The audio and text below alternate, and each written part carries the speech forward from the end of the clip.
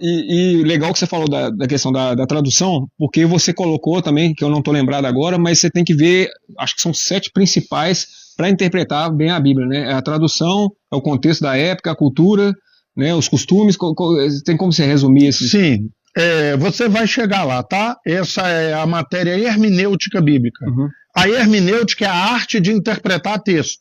Hermenêutica é a arte de interpretar texto. No nosso curso, o curso do Instituto Teológico Bereia, quando chegar na matéria hermenêutica, nós temos 40 regras de interpretação do texto. Então, para você não ser enganado, para você não ser ludibriado, se você aplicar as 40 regras, você não vai ser mais enganado. Só que dessas 40, eu separei 7, que não está na ordem não, está salteado no meio das 40. Mas eu vou te falar. As 7 principais. 1. Jesus é a principal chave de interpretação da Bíblia. Excelente. Não interessa o que Elias, Jeremias, Ezequiel, Daniel, o que eles falaram. O que Paulo, João, Tiago falou. Se não bate com o ensinamento de Jesus, esquece. Esquece. Amém. Deixa de lado. Jesus. Essa é a principal chave. Entendeu? Por exemplo, Jesus alguma vez mandou a mulher ser submissa ao marido? Não, entendeu? Mas Paulo falou e Pedro falou também. Esquece. Da mesma forma, né, aquele assunto polêmico, a gente pode entrar mais na frente, o homossexualismo. Jesus não falou nada sobre isso. Paulo falou. Entendeu? Então, Jesus é a chave hermenêutica. Certo. Segundo, é o contexto. Você vai ler o texto e vai ler o contexto. É o que nós acabamos de falar, por exemplo, aqui a respeito do arrebatamento. Porque Jesus já voltou no ano 70. O principal texto é Mateus 24. Tá? Mas o que o resto da Bíblia fala? Se você não analisar, existe o contexto imediato, que é alguns versículos antes, alguns versículos depois. E o contexto geral, tudo que a Bíblia fala antes e tudo que a Bíblia fala depois. Se você não analisar o contexto, entendeu? Você vai ser ludibriado, você vai ser enganado ou vai ser enganador. Então, primeira, Jesus. 2, o contexto. 3, a língua original. Como que está escrito no original? Hebraico e aramaico do Antigo Testamento e no grego do Novo.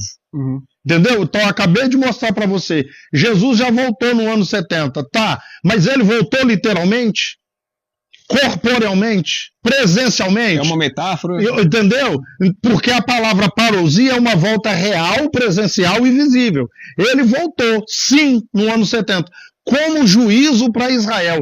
A volta dele, a parousia real, presencial e visível, não aconteceu. Então, só de você entender na língua original, já... O que era representação e o que era real mesmo. Então, Jesus, o contexto, a língua original. 3, a cultura e o costume da época. Uhum. Se você não analisar a cultura e o costume da época, você vai falar bobagem, vai falar besteira, entendeu? Tem muita coisa que foi escrito dentro da cultura, dentro do costume da época. Mesmo porque, como eu estava vendo a sua aula e você explicando, a Carta dos Apóstolos, para quem que era destinada aquela carta, o pessoal acha que é para os dias de hoje.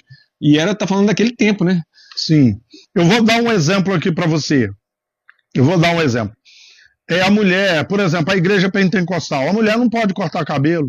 Por quê? Porque está em 1 Coríntios 11. Tá.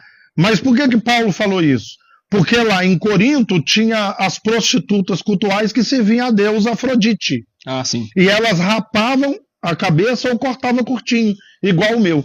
Quando as mulheres de Corinto aprendeu que no evangelho ninguém é superior a ninguém, que o homem não é superior, e a mulher tinha que ser submissa ao homem, não é só ao marido, não. Ela tinha que ser submissa ao ser humano masculino. E qual é o sinal da submissão? Usar o cabelo comprido ou véu na cabeça. Quando elas aprenderam que estavam iguais, que ninguém é maior do que ninguém, começou a cortar curtinho. E tirou o véu.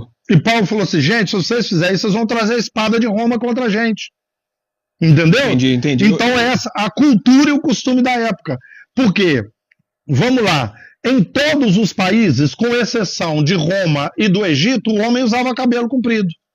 Em Roma e no Egito, o homem rapava ou cortava curtinho. Como é que Paulo fala assim, você não sabe que é desonroso para o homem usar o cabelo comprido? Ele está falando alguma coisa de cabelo? Não, porque naquela cultura o cabelo era sinal de submissão. Entendi. Então o homem ser submisso é desonroso, mas para a mulher ser submissa é até honroso, dentro daquela cultura, daquele costume. Naquela época. Entendeu? Então, Jesus, o contexto, A língua original, a cultura e o costume da época. 5. A história. O que a história fala? Por exemplo, a igreja vai ser arrebatada antes da grande tribulação. Por causa de quê? Porque está lá em Apocalipse 3:10. Como guardaste a palavra da minha perseverança, eu também te guardarei da hora da tribulação que há de vir sobre o mundo inteiro. Está vendo? Guardou a perseverança, Deus vai guardar da tribulação. Não, querido, isso é uma coisa histórica. No ano 136, século II, o imperador, se não me falha a memória, foi Adriano, mandou as tropas dele sair pelo mundo afora e vai matar todos os cristãos que vocês encontrarem. Mas Filadélfia era uma aldeiazinha pequena. E lá em Apocalipse, 2 igrejas não recebeu puxão de orelha. Esmirna e Filadélfia. Como Filadélfia guardou a palavra da perseverança, quando chegou ali na Ásia Menor, as tropas romanas saíram matando todo mundo e preocuparam com as grandes cidades. E a pequena aldeia Filadélfia escapou. Então isso se cumpriu no ano 136. Eles guardaram a palavra da perseverança, Deus guardou eles da tribulação que veio sobre. Mas se você não estudar história... É porque a história é um paralelo ali, de certa forma, tem um registro ali. Tem gente esperando o Antíoco Epifânio, que foi falado por Daniel, o abominável da desolação. Mas ele já veio 150 anos antes de Cristo. Certo. Tem gente ainda esperando o abominável da desolação, porque não estudou a história. Entendi. Então, Jesus, contexto, a língua original, a cultura e o costume da época, a história. 6º, a lei. O que a lei da época fazia? Porque muita coisa que está na Bíblia é de acordo com a lei da época. Debaixo da lei de Moisés. Não só de Moisés, mas a lei das nações, dos países também. Ah, certo. Entendeu? Vou dar um exemplo para você. Se você. Os judeus, eles tinham a coisa bem... A lei deles. Tá. Paulo vai falar em 1 Timóteo 3, Flávio. Se alguém deseja o episcopado, excelente obra deseja. É necessário que o bispo seja marido de uma só mulher. Episcopado, ser bispo, pastor ou presbítero. Você deseja, beleza. Tem um detalhe. Algumas coisas são exigidas. Uma delas é que você seja marido de uma só mulher. Sabe por quê?